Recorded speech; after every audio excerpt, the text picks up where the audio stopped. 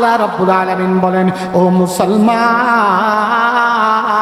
আমি শুধু হালালকে হারাম করি এরকম নয়, আমি হারাম কোনটা এটা যখন বলে দিই, সাথে সাথে হালাল যেগুলো বিকল্প যেটা আছে এগুলো আমি আল্লাহ বলে দিই, যেন আমার বান্দার জন্য সহজ হয়। সুবহানাল্লাহ।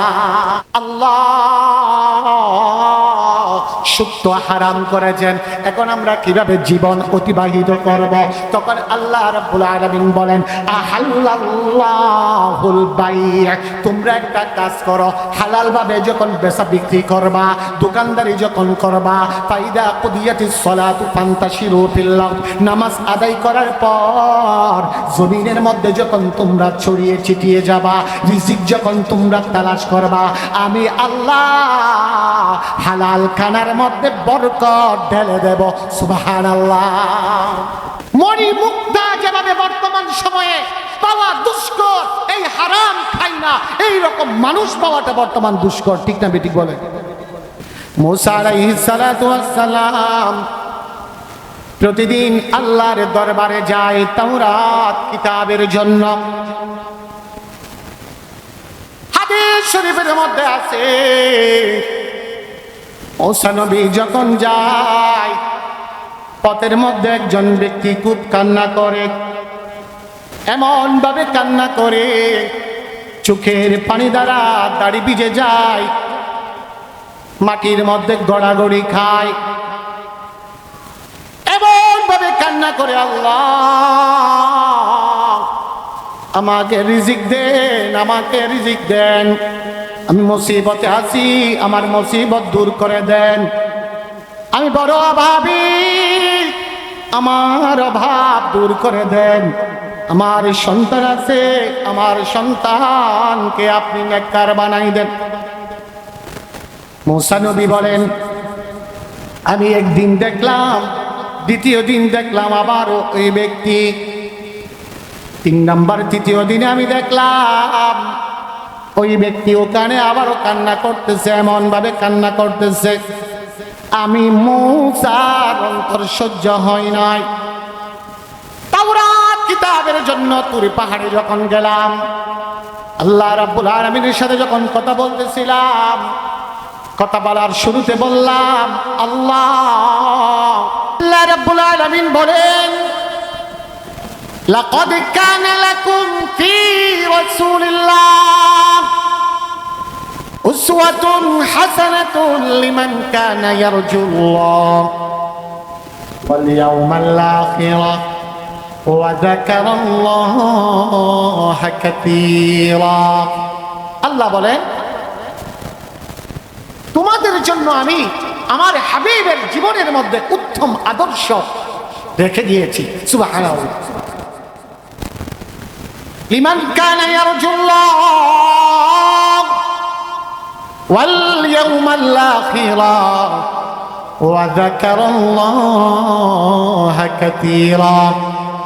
আবার বলেন, উত্তম আদর্শ আল্লাহর হাবিবের চরিত্রে তারাই খুঁজে পাবে যাদের 3টা গুণ থাকবে। কয়টা গুণ?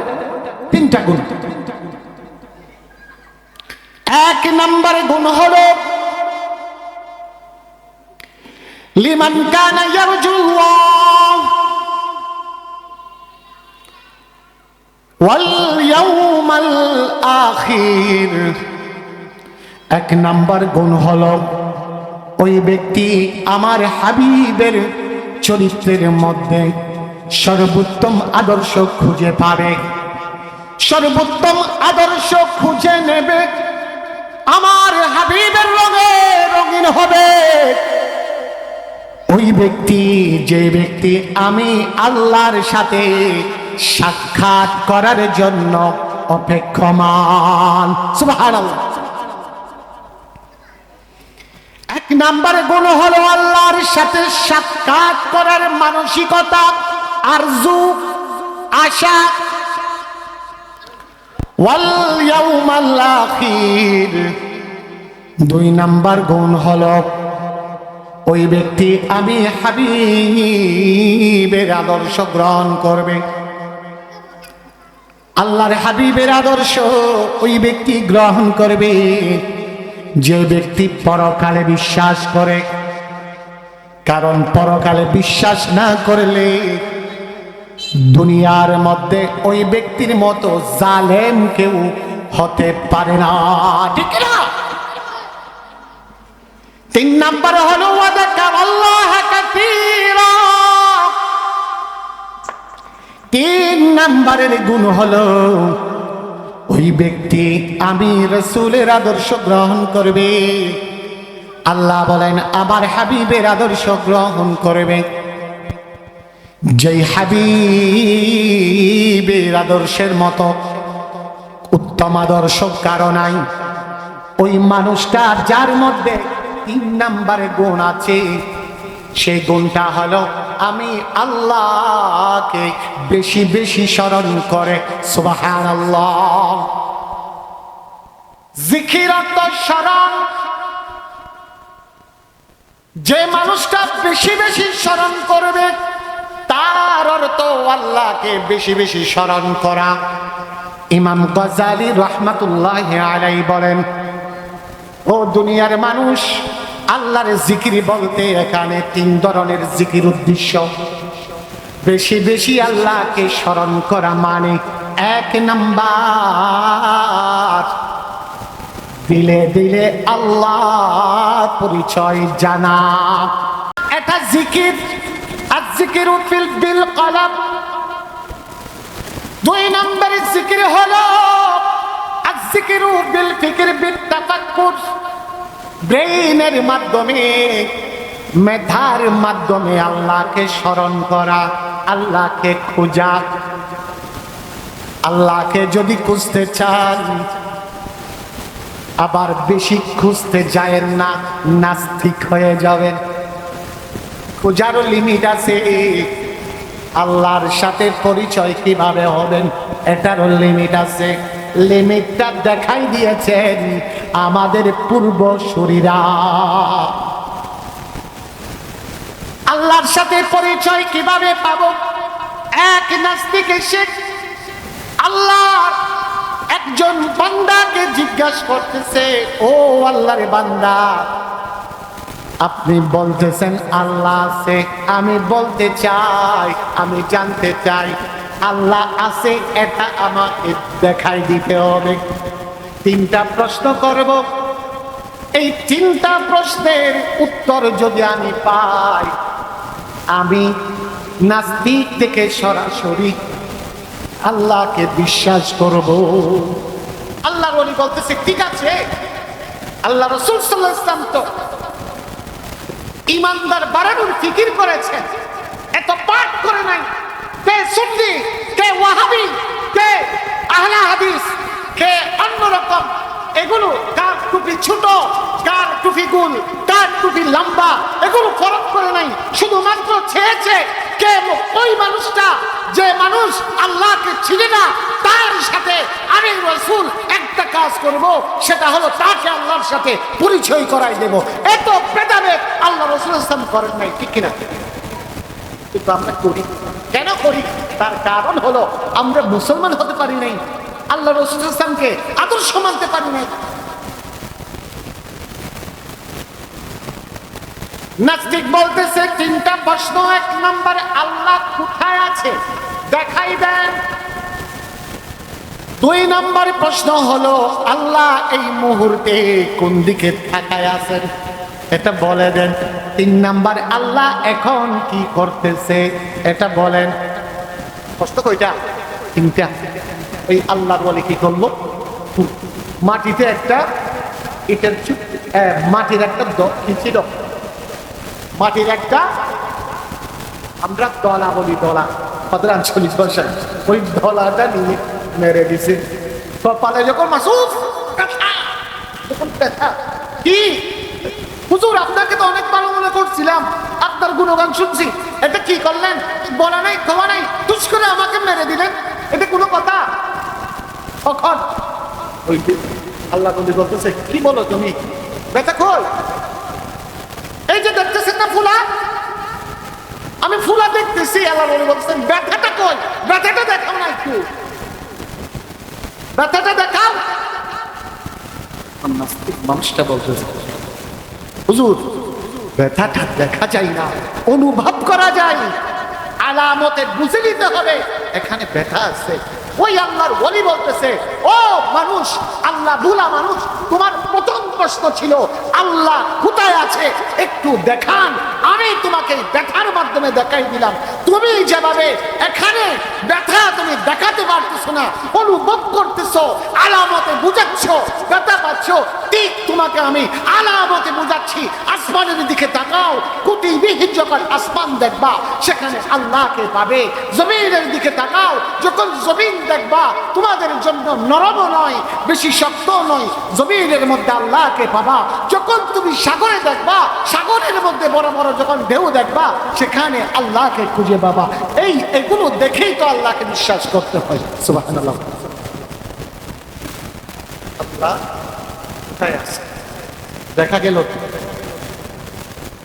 আল্লাহ রাব্বুল আলামিন সেই জন্য বলতেছেন ফিকির করো, ফিকিরের মাধ্যমে আমি আল্লাহকে দেখতে পাবা। ওই নাস্তিকের 2 নম্বর প্রশ্ন ছিল আল্লাহ কোন দিকে তাকায় আছেন। একটা মোমবাতি জ্বালালো, মোমবাতি যখন জ্বালালো নাস্তিককে বলতেছে মোমবাতির আলো কোন দিকে যাচ্ছে বলো। নাস্তিক বলতেছে চতুর্দিকে যাচ্ছে। তখন আল্লাহর ওলি বলতেছে আল্লাহ চতুর্দিকে তাকায় আছে। তখন 3 নম্বর প্রশ্ন বলল, ও আল্লাহর ওলি বলেন বলেন আল্লাহ এখন কি করতেছেন। তখন আল্লাহর ওলি বলতেছে তোমার মতো মানুষ আমার পাশে বসে এই রকম চেয়ারে বসে আছো, চেয়ারে বসে ওটা তুমি দেখতে পারবা না, তুমি একটু নিচে যাও। যখন নিচে গেল, নিচ থেকে ডাক দিয়ে বলতেছে ও আল্লাহর ওয়ালি বলেন বলেন আল্লাহ এখন কি করতেছেন। তখন আল্লাহর ওয়ালি বলতেছে আল্লাহ এখন করতেছেন আল্লাহর পরিচয় দেওয়ার জন্য আল্লাহ আমাকে চেয়ারে বসাই রাখছেন এবং তোমাকে চেয়ার থেকে নামাই দিয়েছেন। সুবহানাল্লাহ। আল্লাহ এই মুহূর্তে কি করতেছেন? আল্লাহ আমাকে চেয়ারে বসে রাখছেন, তোমাকে চেয়ার থেকে নামাই দিয়েছেন। এটা হলো আল্লাহ, আল্লাহ এটাই করতেছেন। সুবহানাল্লাহ বলে। আল্লাহু আকবার। ফিকির লাগবে, এগুলো ফিকির, চিন্তা ভাবনা। এই ফিকিরের মাধ্যমে আল্লাহকে স্মরণ করতে হবে। 3 নম্বর জিকির হলো যে জিকির ইল্লাল্লাহ, লা ইলাহা ইল্লাল্লাহ, আল্লাহ আল্লাহ করে যে জিকির করেন স্মরণ মুখ দিয়ে, এটা হলো 3 নম্বরের জিকির। সুতরাং ওই মানুষটাই আল্লাহ রসুলের আদর্শ গ্রহণ করবে। যে মানুষটা আল্লাহর সাথে সাক্ষাৎ করতে চায়, রসুলের আদর্শ গ্রহণ করতে চায়, আখিরাতের প্রতি বিশ্বাস রাখে এবং আল্লাহকে স্মরণ করে। প্রিয় হাজিরিন, আল্লাহ রসুল সাল্লাল্লাহু আলাইহি ওয়াসাল্লামের আদর্শের মধ্যে অন্যতম আদর্শ ছিল বাতিলের সাথে কোনোদিনও আপোষ করেন নাই। ঠিক কিনা বলেন? বাতিলের সাথে কোনোদিন আপোষ করেন না। আল্লাহর হাবিব সাল্লাল্লাহু আলাইহি ওয়াসাল্লামের চরিত্র কি রকম ছিল? আল্লাহর হাবিবের চরিত্র ছিল দুনিয়ার মধ্যে যখন জুলুম দেখতেন সাথে সাথে প্রতিরোধ করতেন। যেখানে জুলুম সেখানে প্রতিরোধ, এটাই আল্লাহর রাসূলের শিক্ষা। ও দুনিয়ার মানুষ, আল্লাহর রাসূলের চরিত্র কি ছিল? আল্লাহর রাসূলের চরিত্র কি রকম ছিল তার আগে দেখুন, তার আগে আমরা দেখাবো আপনাদেরকে। আল্লাহর রাসূল তো আনা বুইস্তু মুআল্লিমা, আমি তো মুআল্লিম হিসেবে, শিক্ষক হিসেবে প্রেরিত হয়েছি। আল্লাহর রাসূল বলেন, তো আল্লাহর রাসূলের ছাত্র ছিল সাহাবায়ে কেরাম। সাহাবায়ে কেরামগণের চরিত্র কি ছিল? আশিদ্দাউ আলাল কুফার রুহামাউ বাইনাহুম তারাহুম রুকআন সুজদা। আল্লাহর রাসূল সাল্লাল্লাহু আলাইহি ওয়াসাল্লামের ছাত্র ছিল কারা? সাহাবায়ে কেরামরা। সাহাবায়ে কেরামরা কি রকম ছিল? আশিদ্দাউ আলাল কুফার, বাতিলের জন্য কঠোর, রুহামাউ বাইনাহুম, ঈমানদারদের জন্য দয়াশীল, নম্র, ভদ্র। যে রাসূল সাল্লাল্লাহু আলাইহি ওয়াসাল্লামের ছাত্ররা এইরকম হয়, আল্লাহ রাসূল সাল্লাল্লাহু আলাইহি ওয়াসাল্লাম কি রকম হবেন? সুতরাং বোঝা গেল আল্লাহ রাসূল সাল্লাল্লাহু আলাইহি ওয়াসাল্লামের আদর্শ ছিল বাতিলের সাথে আপোষ করতেন। এবার আসুন, দুনিয়ার মধ্যে সর্বশ্রেষ্ঠ মানুষকে আল্লাহর হাবিব সাল্লাল্লাহু আলাইহি ওয়াসাল্লামের যুগ, সাহাবে কেরামদের যুগ, তাবিঈন, তাবে তাবিঈনের যুগ, এগুলোর পরে বর্তমান সময়ে এই মুহূর্তে আমাদের মাঝে সর্বশ্রেষ্ঠ মানুষকে, এটা একটু জেনে নিন। আপনারা অনেক আলোচনা শুনেছেন, আসরের পরেও আলোচনা শুনেছেন, মাগরিবের পরে আলোচনা শুনেছেন, নামাজ বিষয়ে শুনেন নাই? শুনেছেন। নামাজও পরে এসেছে, অনেকের মুখে লম্বা লম্বা দাড়ি, অনেকে সিজদা দিতে কপাল কালো করে ফেলেছে। ও মুসলমান, সমস্ত আমল করতে করতে আপনি যদি একজন বড় আল্লাহওয়ালাও হয়ে যান, মানে আপনাকে সবাই পিশাব ডাকতেছে, এই অবস্থাও যদি হয়ে যান, তখন আপনার থেকে যদি একটা আমল না থাকে, সমস্ত আমল এখানে বেকার হয়ে যায়। কি আমল সেটা? সেটা হলো হালাল রিজিক। হালাল রিজিক, হালাল রিজিক, এটা কত গুরুত্বপূর্ণ।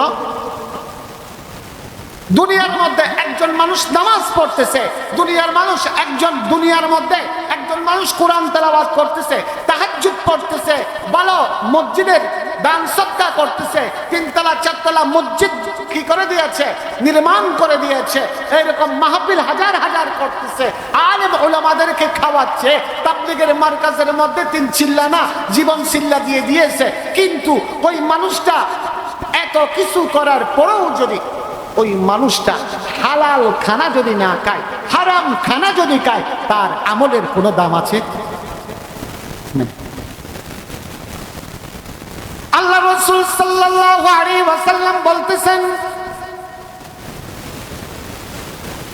মান হাজ্জা লিল্লাহ লাম ইয়ারফুত ওয়া লাম ইয়াফসুক রাজআতাক ওয়ালাদাতুমুহু কায়াউমিন ওয়ালাদাতুমু আও কামা ক্বালা আলাইহিস সালাতু ওয়াস সালাম। আল্লাহর হাবিব সাল্লাল্লাহু আলাইহি ওয়াসাল্লাম বলতেছেন, যেই মানুষটা হজ করলো,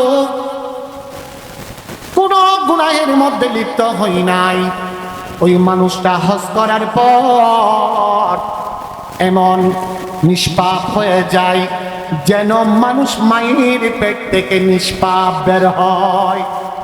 ও মুসলমান, এইরকম হজ আপনি করতে করতে হাজি একদম ডাবল হাজি, 3 ডাবল হাজি, এভাবে হজ করতে আসেন, উমরা করতে আসেন, কিন্তু কিভাবে?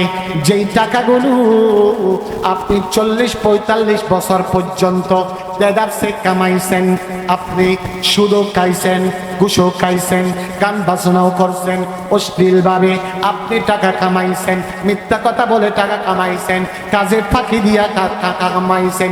এই টাকা দিয়া এবার আপনি 2 বছর পরে আপনার বয়স যখন 50 বছর, 47 বছর, 50 বছর যখন হয়ে যাচ্ছে, ভাবলেন এবার আমার টাকা বন্ধ করে এই টাকা দিয়ে হজ করে আসি। হজ করতে গেলেন, হজ করে আসার পর এলাকার মধ্যে একটা মসজিদ নির্মাণ করে দিলেন।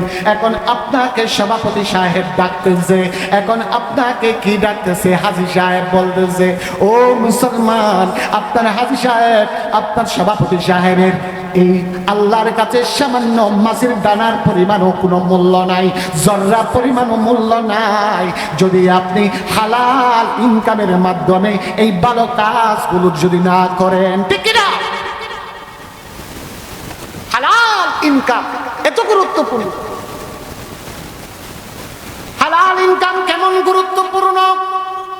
হালাল ইনকাম করলে কি হবে, হারাম ইনকাম করলে কি হবে, সামান্য আলোচনার মধ্যে আপনাদেরকে বলতে চাই, যে মানুষটা হারাম খানা খায়, হারাম খানা বলতে কি শুনেন, হারাম খানা বলতে আল্লাহ রাব্বুল আলামিন যেগুলো সম্পর্কে সতর্ক করে দিয়েছেন, আল হালালু বাইয়িনুন ওয়াল হারামু বাইয়িন, হালাল যেগুলো আছে এগুলো প্রকাশ করে দিয়েছেন, হারাম যেগুলো আছে এগুলো প্রকাশ করে দিয়েছেন। হালাল কি হারাম কি এগুলো আল্লাহ রাব্বুল আলামিন গনে গনে কোরআনের মধ্যে গুনে গুনে বলে দিয়েছেন। হুররিমাত আলাইকুমুল মাইতাতু ওয়াদ দামু ওয়া লাহমুল খিনসিরি ওয়া মা উহিল্লা লিগাইরিল্লাহি বি, এভাবে বলে দিয়েছেন। হারাম কোনগুলো? হারাম কোন কোনগুলো এগুলো বলে দিয়েছেন। হুররিমাত আলাইকুম উম্মাহাতুকুম ওয়া বানাতুকুম ওয়া আখাওয়াতুকুম ওয়া আম্মাতুকুম, এভাবে কোনটা কোনটা বিয়ে করতে পারবেন, কোনটা কোনটা বিয়ে করা হারাম এগুলো বলে দিয়েছেন। ও মুসলমান, সুদ ঘুষ খেতে পারবেন নাকি পারবেন না এটাও আল্লাহ রাব্বুল আলামিন বলে দিয়েছেন। আহাল্লাল্লাহুল বায়া ওয়া হাররামার রিবা। আল্লাহ রাব্বুল আলামিন বলেন, ও মুসলমান, আমি শুধু হালালকে হারাম করি এরকম নয়, আমি হারাম কোনটা এটা যখন বলে দিই সাথে সাথে হালাল যেগুলো বিকল্প যেটা আছে এগুলো আমি আল্লাহ বলে দিই যেন আমার বান্দার জন্য সহজ হয়। সুবহানাল্লাহ। আল্লাহ রাব্বুল আলামিন যেমন সুদকে হারাম করেছে, আহাল্লাল্লাহুল বায়আ ওয়া হাররামার রিবা, আল্লাহ বলেন সুদকে আমি হারাম করে দিলাম। এখন আমি আল্লাহকে বললাম, আল্লাহ সুদ তো হারাম করেছেন, এখন আমরা কিভাবে জীবন অতিবাহিত করব? তখন আল্লাহ রাব্বুল আলামিন বলেন, আহাল্লাল্লাহুল বাই'a, তোমরা একটা কাজ করো, হালাল ভাবে যখন বেচা বিক্রি করবা, দোকানদারি যখন করবা, ফাইদা কুদিয়াতিস সালাতু ফান্তাশিরু ফিল আরদ, নামাজ আদায় করার পর জমিনের মধ্যে যখন তোমরা ছড়িয়ে ছিটিয়ে যাবা, রিজিক যখন তোমরা তালাশ করবা, আমি আল্লাহ হালাল খানার মধ্যে বরকত ঢেলে দেব। সুবহানাল্লাহ। আল্লাহকে বললাম, আল্লাহ জিনা ব্যভিচারের বিষয়ে আপনার হুকুম কি? আল্লাহ তাআলা বললেন, ওয়ালা তাকরাবুজ জিনা ইন্নাহু কানা ফাহিশা, খবরদার খবরদার জিনার ধারে কাছেও যাবা না, কারণ এটা অশ্লীল। আমি আল্লাহকে বললাম, আল্লাহ জিনা করা আপনি হারাম করে দিয়েছেন, এখন আমরা কি করব? আল্লাহর হাবিব সাল্লাল্লাহু আলাইহি ওয়াসাল্লামের ঘোষণা আসলো, তুনকাহুল মারাতু লিআরবাঈন, চারটা বিয়ে করো। সুবহানাল্লাহ বলেন না, চার গুণ দেখে বিয়ে করো। আল্লাহকে বললাম, আল্লাহ বিয়ের বিষয়ে আপনি কোনো কথা বলছেন নাকি? আল্লাহ বলেন, ওয়া আনকিহুল আয়ামা মিনকুম ওয়াস সালিহিনা মিন ইবাদিকুম ওয়া ইমাইকুম ইয়াকুনু ফুকারা ইউগনিহিমুল্লাহ। ও দুনিয়ার মানুষ, আমি আল্লাহ তোমাদের জন্য জিনার বিপরীতে নেকাকে বিয়েকে হালাল করে দিলাম। শুধু হালাল নয়, শুধু হালাল নয়, ইয়াকুনু ফুকারা, যদি তোমরা গরিব অভাবী থাকো, ইউগনিহিমুল্লাহ, আমি আল্লাহ তোমাদেরকে ধনী বানাই দেব, তোমরা বিয়ে করে নাও। সুবহানাল্লাহ। ও যুবক ভাইয়েরা, কেন জিনার দিকে যাচ্ছেন? আপনার জন্য তো আপনি এতিম মানুষ, মিসকিন মানুষ, আপনার পকেটে টাকা নাই। আল্লাহ তো কোরআনে বলেছেন, আল্লাহ যা বলেন তা তো সত্য বলেন। ও মুসলমান, আল্লাহ বলেছেন তুমি যদি গরিব থাকো বিয়ে করে নাও, আমি তোমাকে ধনী বানাই দেব। সুবহানাল্লাহ। ও মুসলমান, এই রকম বিকল্প দিয়ে দিয়েছে। ইন্নামাল খামরু ওয়াল মাইসিরু ওয়াল আনসাবু ওয়াল আজলামু রিজসুম মিন আমালিশ শাইতান। আল্লাহ বললেন, ও আমার বান্দা, তোমরা খবরদার মদ, জুয়া, লটারি এগুলো তোমরা ধারে কাছে যাইও না, কারণ রিজিসুম মিন আমালিশ শাইতান, এগুলো হলো শয়তানের কাজ। আল্লাহকে বললাম, আল্লাহ এগুলোকে শয়তানের কাজ কেন বলেছেন? কারণ কি? আল্লাহ রাব্বুল আলামিন বলেন, ও আমার বান্দা, আমি যখন কোনো একটা জিনিসকে হারাম করে দিই, মনে রাখবা হারামের মধ্যে তিনটা ক্ষতি আছে। হয়তো ওটার কারণে তুমি বেইজ্জত হইবা, নতুবা এটার কারণে তোমার শারীরিক মানসিক ক্ষতি হবে। 3 নাম্বার, হয়তো হারাম ওই জিনিসের মধ্যে অশ্লীলতা রয়েছে। সুবহানাল্লাহ। দেখেন, আল্লাহ বলে আমি এমনি হারাম করি না, 3টা কারণ আমি রাখি কোন একটা জিনিস হারাম করতে। 1 এখানে তিনটার গুণে একটা পাবা। এক নাম্বার, ওই জিনিসটার মধ্যে কি আছে? ক্ষতি আছে, শারীরিক মানসিক ক্ষতি রয়েছে। দুই নম্বরে, ওটার কারণে, ওই জিনিসটার কারণে তোমার জীবন ধ্বংস হয়ে যাবে, জীবন বিনষ্টকারী। ওখানে খাবাইস, নষ্ট কিছু রয়েছে, নষ্ট কিছু রয়েছে, সেজন্য আমি হারাম করেছি। তিন নাম্বার, অশ্লীলতা রয়েছে, সেজন্য হারাম করেছি। দেখেন না, আল্লাহকে বললাম, আল্লাহ আপনি মদ হারাম করেছেন না? আল্লাহ বলেন, ইয়া আইয়ুহাল্লাযীনা আমানু লা তাকরাবুস সালাতা ওয়া আনতুম সুকারা। ও আমার বান্দারা, খবরদার তোমরা মদ খাইও না, দ্বারের কাছেও যাইও না মদের। ইন্নামাল খামরু ওয়াল মাইসিরু, মদ, জুয়া, লটারি, এগুলো শয়তানের কাজ, এগুলো খেও না। বললাম আল্লাহ এগুলো কেন না খেতে বলেছেন? আল্লাহ বলেন, মদ, জুয়া, লটারি এখানে লাভ নাই, দেখতে লাভ লাগে, কিন্তু হাজার মানুষের রক্ত এখানে লেগে আছে। ঠিক না ঠিক বলেন? খারাপ লাগতেছে আপনাদের? সত্য, হালাল হারাম, আল্লাহু আকবার, আল হালালু বায়্যিনুন আল হারামু বায়্যিন। আল্লাহকে বললাম মদ খাবো না, কি খাবো? আল্লাহ বলেন, আমি তোমাদের জন্য মধুকে হালাল করে দিলাম। সুবহানাল্লাহ, মধুকে কি করে দিলাম? হালাল। মদ যখন খাও একটু গরম চলে আসে, তেজ চলে আসে, মধুও তুমি কয়েক চামচ খেয়ে দেখো, তোমার শরীরে এরকম গরম চলে আসবে। সুবহানাল্লাহ। এবার আল্লাহকে বললাম, আল্লাহ আপনি হারাম কেন করেছেন এতগুলো জিনিসকে? আল্লাহ বললেন, এগুলো নষ্ট, ভ্রষ্ট, খারাপ, সেজন্য। আল্লাহর হাবিব সাল্লাল্লাহু আলাইহি ওয়াসাল্লামকে সহ সমস্ত রাসূল যারা আছে তাদের উদ্দেশ্য করে আল্লাহ রাব্বুল আলামিন একটা আয়াত নাযিল করেছেন, ইয়া আইয়ুহার রাসূলু কুলু মিনাত তাইয়্যিবাত ওয়া আমালু সালিহা। আল্লাহ রাব্বুল আলামিন ঘোষণা দিচ্ছেন, ও আমার বান্দা, যাদেরকে আমি নবুয়ত দান করলাম, আমার রাসূলগণ, তোমাদেরকে আমি হুকুম দিচ্ছি, কুলু মিনাত তাইয়্যিবাত, আগে পবিত্র খানা খাও, ওয়া আমালু সালিহা, এরপরে ভালো কাজ করবা। রাসূলদেরকে কি হুকুম দিচ্ছেন? যে আগে হালাল খাবার খাও, এরপরে ইবাদত করবা। বলেন এবার, আগে ইবাদত নাকি হালাল খানা? বুঝে না? আগে ইবাদত করব নাকি হালাল খানা খাবো? কোনটা? হ্যাঁ, আগে হালাল খানা খাবো, এরপরে ইবাদত করব। ও মুসলমান, যারা দুনিয়ার মধ্যে হারাম খানা খাবেন, হারাম কি কি আছে, হালাল কি কি আছে আপনারা জানেন না? আমরা জানি না? যদি বলি সুদ খাওয়া হালাল, আমি যদি বলি সুদ খাওয়া হালাল, আমাকে একাল থেকে স্টেশন নামার পর সবাই আমাকে গণদুলাই দিবেন না? দেবেন না? দেবেন কেন? আপনারা জানেন যে সেজন্য হুজুরে ভুল বলছে, মিথ্যা কথা বলছে। তো এগুলো বয়ান করার দরকার নাই, কারণ আমরা সবাই জানি, মানি না। যে একটু শুনে দেখুন, হারাম এখন যেগুলো আছে এগুলো আমাদের সম্ভবত জানা নাই, সেজন্য বলতেছি। ও রংমহলের মুসলমান, দুনিয়ার মধ্যে যেই মানুষটা হারাম খাবে, হালাল খাবে না, আল্লাহ রাব্বুল আলামিনের পক্ষ থেকে তাকে তিনটা শাস্তি দেওয়া হবে। কয়টা শাস্তি?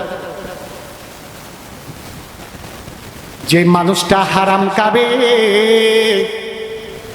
তার আল্লাহর পক্ষ থেকে তাকে তিনটা শাস্তি দেওয়া হবে।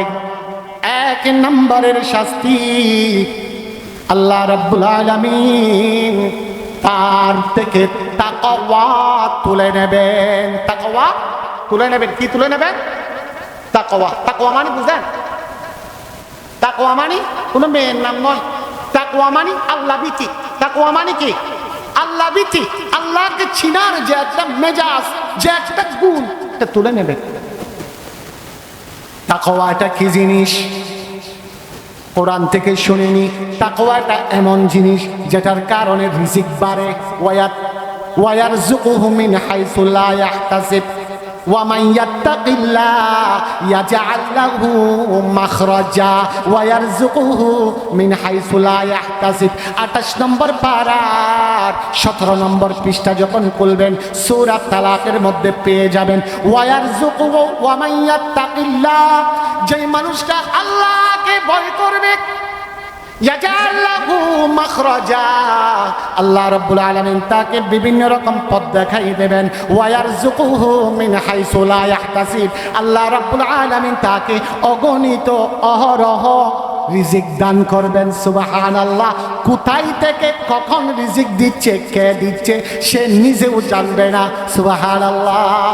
তাকওয়ার এত বড় শক্তিশালী গুণ। আলা ইন্না আউলিয়া আল্লাহি লা খাউফুন আলাইহিম ওয়া লা হুম ইয়াহজানুন আল্লাযীনা আমানু ওয়া কানু ইয়াত্তাকুন। তাকওয়া এটা কত বড় জিনিস, যেই তাকওয়া হারাম খানার কারণে নিয়ে ফেলতেছে আমাদের থেকে।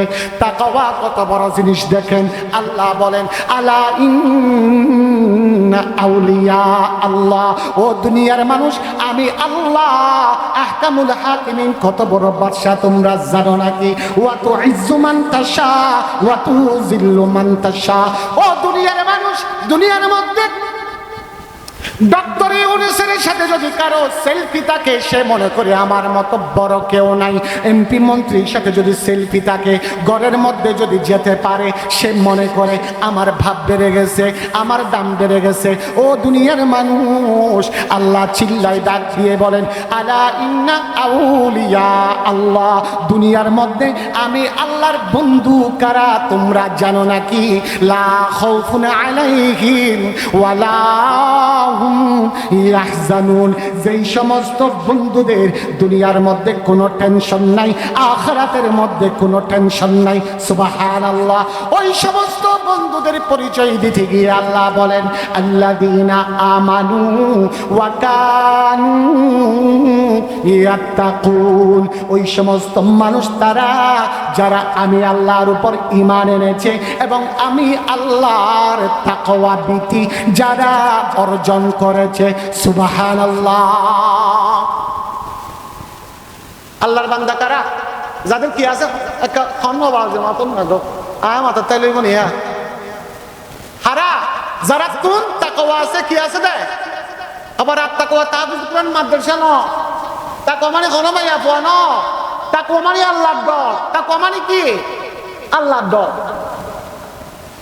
আল্লাহ রাব্বুল আলামিন বলতেছেন যেই মানুষটা হারাম খাবে এই তাকওয়া আমি তুলে নেব।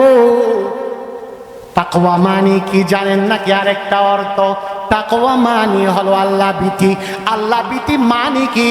আল্লাহ ভীতি হলো লাজ শরম চলে যাওয়া, লাজ শরম চলে যাওয়া। যেই ঘরের মধ্যে খানাপিনা হারাম টাকার হবে আল্লাহ রাব্বুল আলামিন বলেন ওই ঘরের মধ্যে পর্দা চলে যাবে, ওই ঘরের মধ্যে লজ্জা চলে যাবে, ওই ঘরের মধ্যে বেহায়াপনা শুরু হয়ে যাবে, ওই ঘরের মধ্যে আল্লাহর রহমত থাকবে না। সুতরাং ও দুনিয়ার মানুষ শুনেন শুনেন, আল্লাহ রাব্বুল আলামিন সূরা আরাফের মধ্যে বলতেছেন ইয়া বানি আদম কদ আনজালনা আলাইকুম লিবাসান সাওআতিকুম ওয়ারিশা ওয়া লিবাসুত তাকওয়া যালিকা খায়র যালিকা মিন আয়াতিল্লাহ লাআল্লাহুম ইয়াযাক্কারুন। আল্লাহ রাব্বুল আলামিন বলতেছেন ও আমার বনি আদম শুনো শুনো, দুনিয়ার মধ্যে আমি আল্লাহ 3 ধরনের পোশাক নাজিল করেছি। কই ধরনের পোশাক বলেন? বিশেষণ আরো তো না, আরো তো এই তো মার্কেট আছে তো কি আল্লাহ পোশাক নাজিল করছি। মার্কেটের পোশাকই চল না, কতগুলা পোশাক গনি গনিলাম। ইয়া বানি আদম, ও বনি আদম শুনো, কদ আনজালনা আলাইকুম, তোমাদের জন্য নাজিল করেছি লিবাসা। বারবার লাদা আপনি দূরাই ভান আল্লাহ তো সাইড দিকে গেল দূরাই ভালো আপলাম জায়গা উড়ি অন্য কিলামি করা তো লিবাসা পোশাক আমি নাজিল করেছি। কয় ধরনের পোশাক? ইউয়ারি, ইউয়ারি শব্দের অর্থ হলো ইউয়ারি সাওআতিকুম, যে পোশাক দিয়ে তোমরা লজ্জা ঢাকো। লজ্জা ঢাকার পোশাক এক নম্বর কি বলে? লজ্জা ঢাকার পোশাক। পোশাক কয় ধরনের বললাম? 3 ধরনের। এক নম্বর হলো লজ্জা ঢাকার পোশাক। আচ্ছা বলেন, একটা পাগলও সামান্য যার সেন্স আছে সেও ল্যাংটা থাকতে চায় না? চায়? লজ্জা ঢাকার পোশাক। 2 নাম্বার ওয়ারিশা। ঈশা শব্দের অর্থ হলো এমন পোশাক যেই পোশাকের কারণে সাজসজ্জা চলে আসে, সুন্দর লাগে। সুন্দর লাগে, সৌন্দর্য। আমরা একটা সুন্দর পোশাক পরে আসছি না, এটা হলো রিশা। 3 নাম্বার ওয়ালিবাসুত তাকওয়া। 3 নাম্বার পোশাক হলো তাকওয়ার পোশাক। সুবহানাল্লাহ বলেন। আল্লাহ বলেন যালিকা খায়র, এই লিবাসুত তাকওয়া যার মধ্যে আছে, তাকওয়ার পোশাক যার ভিতর আছে, যালিকা খায়র, সে উত্তম হয়ে গেল। যালিকা খায়র, যালিকা মিন আয়াতিল্লাহ। এই লিবাসুত তাকওয়া এটা কোন মানুষের পক্ষ থেকে হয় না, এটা সরাসরি আহকামুল হাকিমিন আমাদেরকে দেয়। সুবহানাল্লাহ বলেন। লিবাসুত তাকওয়া দেয় কে? লিবাসুত তাকওয়া দেয় কে? বুঝুন না কেউ আছে হন দাদা আল্লাহ হন না। আমরা বেগুন দা তোমার বেশি শিক্ষিত আয় না, মূর্খ মানুষ একটা করে হইন না, মাতিয়ন না। চাই হন চাই লিবাসুত তাকওয়া জিবা আল্লাহ দে। এই আল্লাহ দেওয়া পোশাক ইবা মার্কেটত কিনা যায় মনে নজাকা। তার কারণ কি? কারণ হলো লিবাসুত তাকওয়া এমন গুরুত্বপূর্ণ পোশাক যেই পোশাকের কারণে খারাপ জিনিসের প্রতি দৃষ্টি যায় না। যখন খারাপ জিনিসের প্রতি দৃষ্টি যায় অটোমেটিক চোখের পাতা নিচে চলে আসে। ঠিক না বলেন? লিবাসুত তাকওয়া যার হাতের মধ্যে থাকবে, ওই হাত কোনোদিন আরেকজনের উপর জুলুম করতে পারবে না। লিবাসুত তাকওয়া যে পায়ের মধ্যে থাকবে, ওই পা কারো গায়ের মধ্যে আঘাত করতে পারবে না। লিবাসুত তাকওয়া যে জবানের মধ্যে থাকবে, ওই জবান কোনোদিন কটু কথা বলতে পারবে না, মিথ্যা কথা বলতে পারবে না, গীবত করতে পারবে না। ঠিক কি না বলেন ভাই? লিবাসুত তাকওয়া আমাদের অন্তরের মধ্যে আল্লাহ দান করুন, সবাই বলে আমি। লিবাসুত তাকওয়া। তাহলে কি বললাম? বলেন যে মানুষটা হারাম খায় তার ভিতর থেকে তাকওয়া দূর হয়ে যায়। তাকওয়া দূর হয়ে যায় মানে তাকওয়ার লেবাস দূর হয়ে যায়। আল্লাহু আকবার, আল্লাহু আকবার। আমরা একটু চিন্তা করেন আমাদের ভিতর লজ্জা আছে নাকি নাই? যদি লজ্জা নাই, ভাই আমার ভিতর থেকে লিবাসুত তাকওয়া চলে গেছে। আমি যদি আরেকজনকে আঘাত করি, ও ভাই আরেকজনকে আঘাত করলে আমার হাত থেকে লিবাসুত তাকওয়া চলে গেছে। সেই জন্য খবরদার, সাবধান হয়ে যান। আমিও সাবধান হয়ে যাই। আজ থেকে কেউ কাউকে জুলুম করব না, কেউ কাউকে কটু কথা বলবো না, গীবত করব না, মিথ্যা কথা বলবো না। কে কে রাজি আছেন দুই হাত উঁচু করে দেখ। আল্লাহ আমাদেরকে কবুল করুন। আল্লাহুম্মা। হারাম খেলে কয়টা ক্ষতি বললাম? বলেন 3টা। 1 নাম্বার কি? তাকওয়া চলে যাবে। 1 নাম্বার কি? 2 নাম্বার তার কোন নেক আমল কবুল হবে না। আল্লাহ ভাই, যে হারাম খানা খাবে তার কোনো নেক আমল কবুল হবে না। সারাদিন আপনি মসজিদের মধ্যে পড়ে থাকতে পারবেন, আল্লাহ বলবেন ও বান্দা তোমার এই আমলের আমার কোনো দরকার নাই। ও দুনিয়ার মানুষ, আপনি যদি বলেন আমি তো কোরআন তেলাওয়াত করেছি, আমি তো জিকির করেছি, আমি তো মাহফিলে সময় দিয়েছি, আমি তো আরেকজনকে উপকার করেছি, আমি তো হজ করেছি, আল্লাহ বলবেন না না না, তোমার এগুলোর আমার দরকার নাই। কারণ হলো তোমার মাতআমুহু হারাম, মালবাসুহু হারাম। আল্লাহর হাবিব সাল্লাল্লাহু আলাইহি ওয়াসাল্লাম বলতেছেন একজন 3জন মানুষের দোয়া আল্লাহ সরাসরি কবুল করে নেই। 1 নম্বরে হলো মজলুমের দোয়া, 2 নম্বরে হলো 1 নম্বর কার দোয়া বললাম? মজলুমের দোয়া, 2 নম্বর মুসাফিরের দোয়া, 3 নম্বর মা বাবার দোয়া। ও দুনিয়ার মানুষ, একজন ব্যক্তি অনেক দূর থেকে ভ্রমণ করে এসেছে, মাথার চুল উস্কু কুস্কু, শরীরের মধ্যে ময়লা, সে যদি 2 হাত উঁচু করে আল্লাহকে বলে, আল্লাহ আমাকে কবুল করে নেন, আমার গুনাহ মাফ করে দেন, ইয়া ইলাহিল আলামিন আইবে নয়াস দিন দুনিয়া মে हमारे कारो सास, हम गुनाहगार और तू गफ्फार है, हम बड़े आईबों से तू सत्तार है, तू वो दाता है कि देने के लिए हर घड़ी देने को तू तैयार है, तो हर घड़ी देने को तू तैयार है, जो न मांगे उससे तू बेजार है। এভাবে যদি আপনি দোয়া করতে থাকেন, আল্লাহ বলবেন, ও বান্দা, আমার যদিও লজ্জা লাগতেছে তোমাকে দেখে, কিন্তু আমি আল্লাহর একটা নিয়ম হলো, যে মানুষটার খাবার হারাম, যে মানুষটার পোশাক হারাম, যে মানুষটার সমস্ত কিছু হারাম, আমি তোমার কোনো নেক আমল কবুল করব না, কারণ আমি আমার রাসূলদেরকে সহ ঘোষণা দিয়েছি, ইয়া আইয়ুহার রাসূলু কুলু মিনাত তাইয়্যিবাত, ও আমার রাসূলগণ তোমরা হালাল খানা খাও, এরপরে ওয়ামালু সালিহা, এরপরে তোমরা ভালো কাজ করবা। সুবহানাল্লাহ। হারাম খানা খেলে আমার আপনার ভালো কাজ কবুল হবে? কে বলতে পারবেন ভাই? অনেক কঠিন হয়ে গেছে। কে বলতে পারবেন মুখে হাত দিয়ে আমি হারাম খাচ্ছি না? মনি মুক্তা যেভাবে বর্তমান সময়ে পাওয়া দুষ্কর, এই হারাম খাই না এই রকম মানুষ পাওয়াটা বর্তমান দুষ্কর, ঠিক না বেঠিক বলে? কেন? কারণ আমি আল্লাহর কাছে নিজেকে সঁপে না দিয়ে আমি মাখলুকের কাছে আমি নিজেকে সঁপে দিয়েছি। 3 নাম্বার, যে মানুষটা হারাম খাবে তার ক্ষতি কি হবে জানেন নাকি ভাই? আল্লাহ বলেন, ওই ব্যক্তির দোয়া আমি আল্লাহ কবুল করব না। ওই ব্যক্তির দোয়া আল্লাহ কবুল করবেন।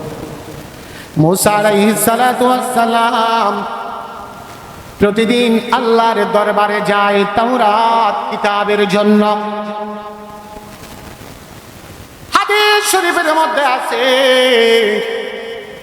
মুসা নবী যখন যায়, পথের মধ্যে একজন ব্যক্তি খুব কান্না করে, এমন ভাবে কান্না করে চোখের পানি দ্বারা দাড়ি ভিজে যায়, মাটির মধ্যে গড়াগড়ি খায়,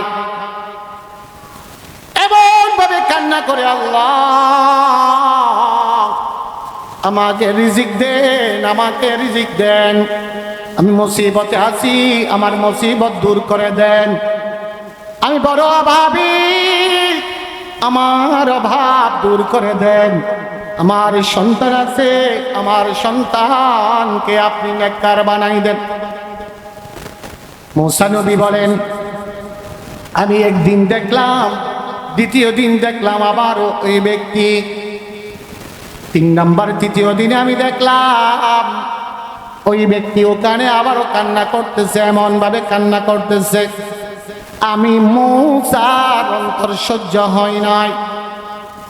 তাওরাত কিতাবের জন্য তুর পাহাড়ে যখন গেলাম, আল্লাহ রাব্বুল আলামিনের সাথে যখন কথা বলতেছিলাম, কথা বলার শুরুতে বললাম, আল্লাহ আমি মুসা আপনার কাছে যখন চাইলাম, রব্বি ইশরাহলি সাদরি ওয়া ইয়াসসির লি আমরি ওয়াহলুল উকদাতাম মিন লিসানি ইয়াফকাহু কওলি, আমি যখন চাইলাম আল্লাহ আমার জবানের জড়তা দূর করে দেন, আমাকে সাহস দিয়ে দেন, যেন ফিরআউনকে আমি দ্বীনের দাওয়াত দিতে পারি। আল্লাহ আপনি মুহূর্তের মধ্যে আমার দোয়া কবুল করে ফেলেছেন। আল্লাহ 60 বছর পর্যন্ত বৃষ্টি হচ্ছে না, বৃষ্টি যখন হচ্ছে না, আমি মুসা বনি ইসরাঈলদেরকে নিয়ে যখন দোয়া করলাম ইস্তিগফার পরে পরে, আপনি সাথে সাথে 40,000 বনি ইসরাঈলদের দোয়া মুহূর্তের মধ্যে কবুল করে ফেলেছেন। ইয়া রাসূল, ইয়া আল্লাহ, এখন এই ব্যক্তি একদিন, 2 দিন, 3 দিন, 4 দিন এভাবে মাসকে মাস আপনার দরবারে দোয়া করতেছে। আপনি রহমান, আপনি রহিম, আপনি কেন দোয়া কবুল করেন না? আল্লাহ রাব্বুল আলামিন বলেন, ও মূসা শুনো শুনো, আমি কেন দোয়া কবুল করি না জানো? যেই মানুষটা দোয়া করতেছে তার আপাত মস্তক সমস্ত কিছু হারাম ইনকামের মাধ্যমে তৈরি। নাউজুবিল্লাহ। হারাম খাবেন? বলেন হারাম খাবেন? হারামের সাথে সম্পর্ক রাখবেন? আর হারাম না হলে না হয়, কিন্তু ইমাম সাহেবরে হারাম হাবাই আনবে ইল্লা না হলো তো গুস্ত মাছ সত্য দিবেন। ওই ট্যাবলেট বেশি দিয়ে কেউ নাই, এত দিন দেরি। অথবা আরেকজনে মারিয়ে লই দেওয়া, পকেট মারিয়ে, অথবা মিশা হাতা হয়ে রে 10 টিকা জিনিস 20 টিকা বেশি দিন লিয়ে হাবাই আনদেরি উজুর। একখান ঘটনা শুনুন। কুফা নামক একটা জায়গা, যেই জায়গার মধ্যে নেককার বাদশাহ আসে সব সময়। কুফা নামক জায়গার মধ্যে কোন সময় যদি বদকার জালেম বাদশাহ যদি আসে, ওখানে নেককার কিছু আলেম ছিল। নেককার আলেমের মজলিসের মধ্যে দোয়া করতেন, আল্লাহ আমাদের জন্য যে বাদশাহ নিযুক্ত করে দিয়েছেন ওই বাদশাহ জালিম, ওই বাদশাহ থেকে আমরা পানা চাই। ওই বাদশাকে আপনি হেদায়েত দান করেন অথবা ধ্বংস করে দেন, এভাবে দোয়া করতেন। কুফা নামক জায়গার ইমামরা দোয়া করতে আছে। এভাবে প্রত্যেক একজন যদি জালেম বাদশাহ আসে, ওই জালেম বাদশাকে কুফার আলেম উলামা দোয়া করলে ওই বাদশাহ মারা যায় অথবা সেখান থেকে অন্য জায়গায় চলে যায়। অর্থাৎ জালেম বাদশার ঠিকানা ওই কুফা নগরীতে হয় না।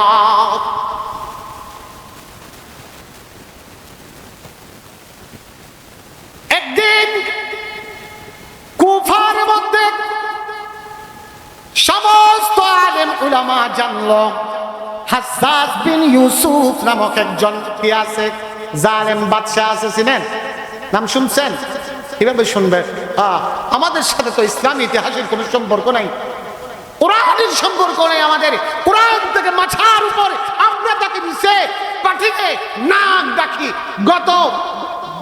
গত দিবসে যেগুলো গেছে অতীতের মধ্যে যারা চলে গেছেন, সেই সময় সকালবেলা যখন ঘরের উঠানের মধ্যে যখন হাঁটতাম তখন শোনা যেত কি কোরআনের আওয়াজ।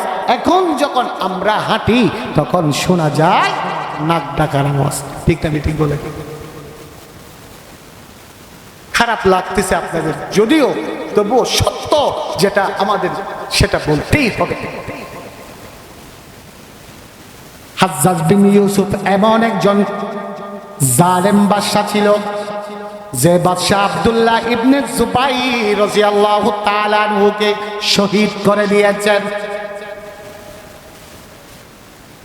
হাজ্জাজ বিন ইউসুফ এমন একজন জালেম বাদশা ছিল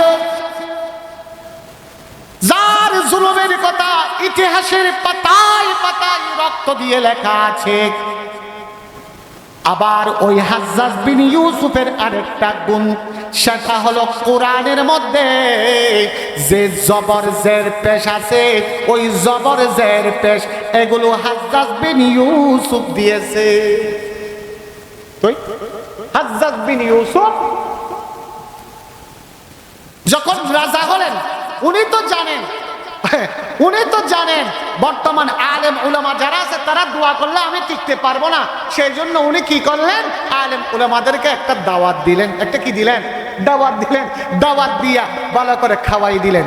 এবার তারা খানকাতে গিয়ে দোয়া করতেছে, আল্লাহ জালিম বাদশাকে আপনি ধ্বংস করেন, জালিম বাদশাকে ধ্বংস করেন। তখন আর দোয়া কবুল হয় না। হাজ্জাজ বিন ইউসুফ হাসতেছে, বলতেছে, শুনছ আমি কাম বানাই দিছি, আমি কাম বানাই দিছি, কারণ হলো কি আমি সবার ভিতর হারাম কানা ঢুকাই দিছি। হারাম কানা যখন ঢুকাই দিছি আর কোনো আলেমের দোয়া কবুল হবে না। প্রিয় হাজির, আপনাদের এলাকার সন্তান, আমাদের গর্ব, আপনাদেরও গর্ব। ছিলেন আপনারা এই রকম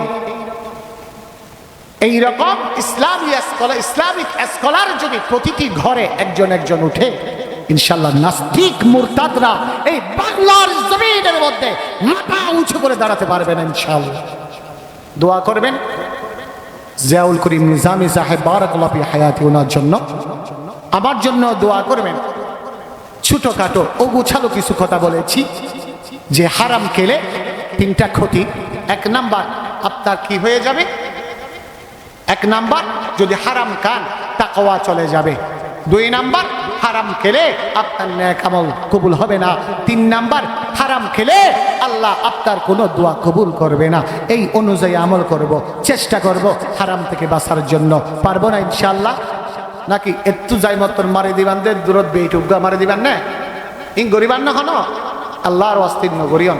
আল্লাহ তাআলা আমাকে আপনাদেরকে সবাইকে যে কথাগুলো বলেছি সঠিক কথা অনুযায়ী আমল করার তৌফিক দান করুন। ভুল ত্রুটি থেকে আমাদেরকে ক্ষমা করে দিন। আসসালামু আলাইকুম ওয়া রাহমাতুল্লাহি ওয়া বারাকাতুহু।